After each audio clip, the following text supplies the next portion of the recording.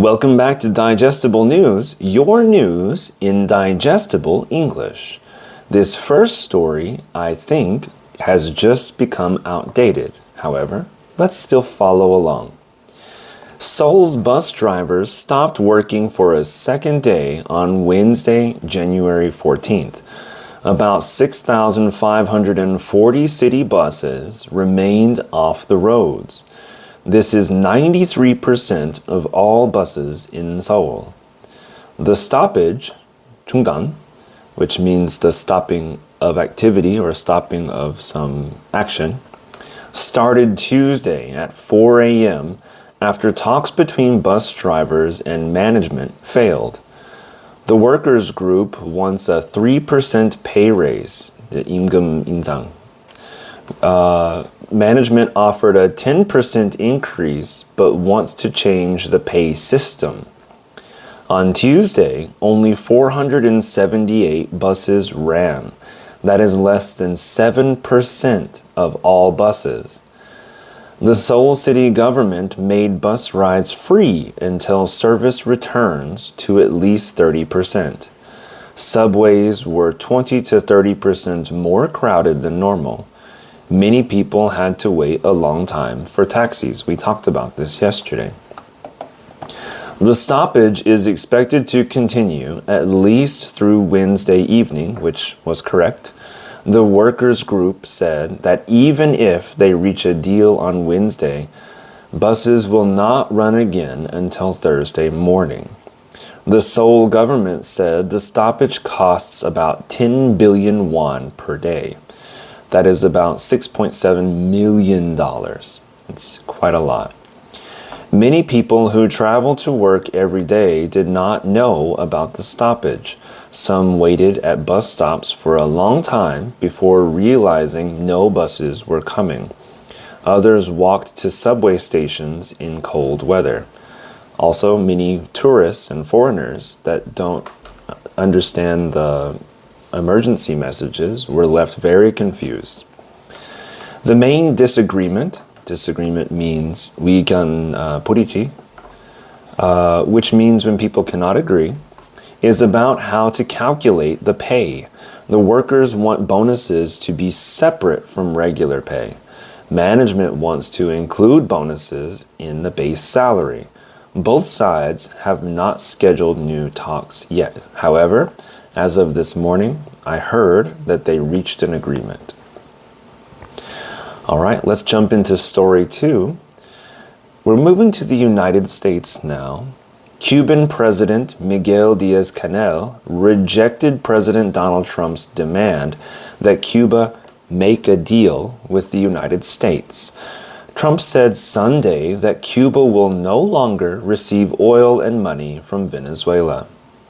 For many years, Cuba received large amounts of oil and financial aid from Venezuela. However, U.S. forces captured Venezuelan President Nicolas Maduro last week. Remember from our news story?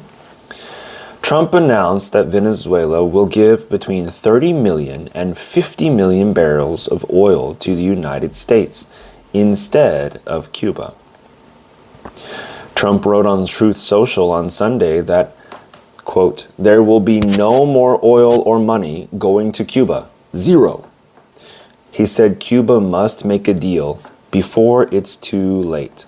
Trump did not say what kind of deal he wants. Diaz-Canel responded on X saying, no one dictates means 지시하다, what we do. He said Cuba has been attacked by the United States for 66 years. He said Cuba is ready to defend itself. Cuba said 32 of its citizens were killed during the U.S. military operation to capture Maduro. Many of them were military or security personnel. Security personnel is 보안 요원. It's people who protect the government or some important people or important location, helping to protect Maduro in Venezuela. Cuba's foreign minister, Bruno Rodriguez, strongly criticized the United States. He said the U.S. threatens peace not only in Cuba, but in the entire world. Trump later told reporters on Air Force One that the U.S. is talking to Cuba. However, Diaz-Canel said Monday that Cuba has had no talks with the U.S. except for technical contacts. Technical contacts are their 기술적 접촉, which are like their limited communications about some issue, about people moving between the two countries. So nothing involving Venezuela. All right, let's move to the third story. Today, we're going to do a little bit different. Back in South Korea, South Korean prosecutors requested the death penalty for former President Yoon Suk-yeol on Tuesday. Yoon is on trial. Trial is 재판, we talked about before, which is when a court decides if someone is guilty of a crime for charges of leading an insurrection. Insurrection is 내란. To overthrow the government. The charges related to Yoon's declaration, which it means an official announcement, 선언, of martial law on December 3rd, 2024.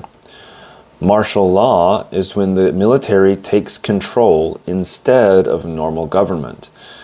Prosecutors say Yoon's martial law declaration was unconstitutional and illegal. Under Korean law, the crime of leading an insurrection has only 3 possible punishments. These are death, life imprisonment with labor, or life imprisonment without labor. There are no other options like shorter prison sentences. Prosecutors said Yoon tried to destroy constitutional order by using armed forces and police to suppress the National Assembly. They said he sent troops to stop lawmakers from voting to end martial law. He also ordered troops to enter the National Election Commission building and tried to cut power and water to media companies. The prosecutors described Yoon's actions as an unprecedented and grave act of constitutional destruction.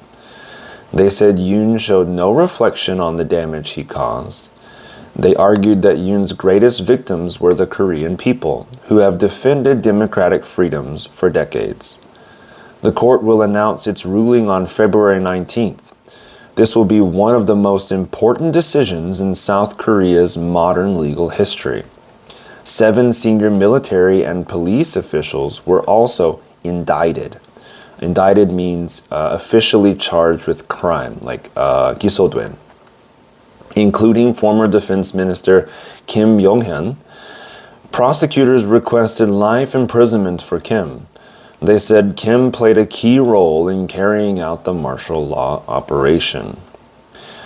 Our last story today is still in Korea, and it's about sports. Earlier this month, on January 2nd, professional gamer Lee Sung-hyuk, known as Faker, became the first esports athlete to receive South Korea's highest sports medal. As you know, it's an award given to honor achievements. President Lee Jae-myung presented Faker with the Chongnong Medal at a ceremony. Ceremony is a formal event where people receive awards, 시상식. And the Chongnong Medal, also called the Blue Dragon Medal, is the top level of South Korea's Order of Sports Merit.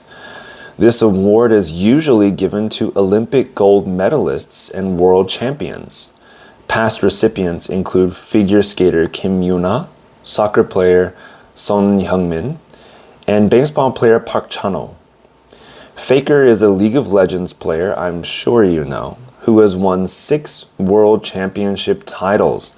This is more than any other player in the game's history. He also won a gold medal at the 2023 Asian Games in Hangzhou, China. League of Legends is an e-sport competition, which means competitive video games where players compete professionally. I don't need to tell you, but I want to include it. This award is historic because it shows that the South Korean government now recognizes esports as an official sport. For many years, esports organizations tried to be accepted as real sports. This medal marks a major change in how the government views competitive gaming. I think of all the countries, South Korea should definitely be the first to include esports as an official sport. Faker made his professional debut, of course you know debut, which means the first time someone performs professionally. It's also a Konglish word. In 2013 with SK Telecom T1. Over his career, he has won 10 Korean championship titles and 2 mid-season invitational titles. He is widely considered the greatest League of Legends player of all time. The award ceremony took place at the presidential office in Seoul. Faker said receiving the medal was a great honor and that he hopes it will help esports continue to grow in South Korea. Although this award was announced 2 weeks ago, it represents an important moment for the esports industry in South Korea and around the world. This has been your digestible news for today. Tell me what you think about the new 4-story format in the comments down below. If you like this video, hit the like button. It really helps me out. And if you haven't already, go ahead and subscribe so you can see future videos as soon as they're published. All right, have a great week, and I hope that you guys stay curious and informed. See ya.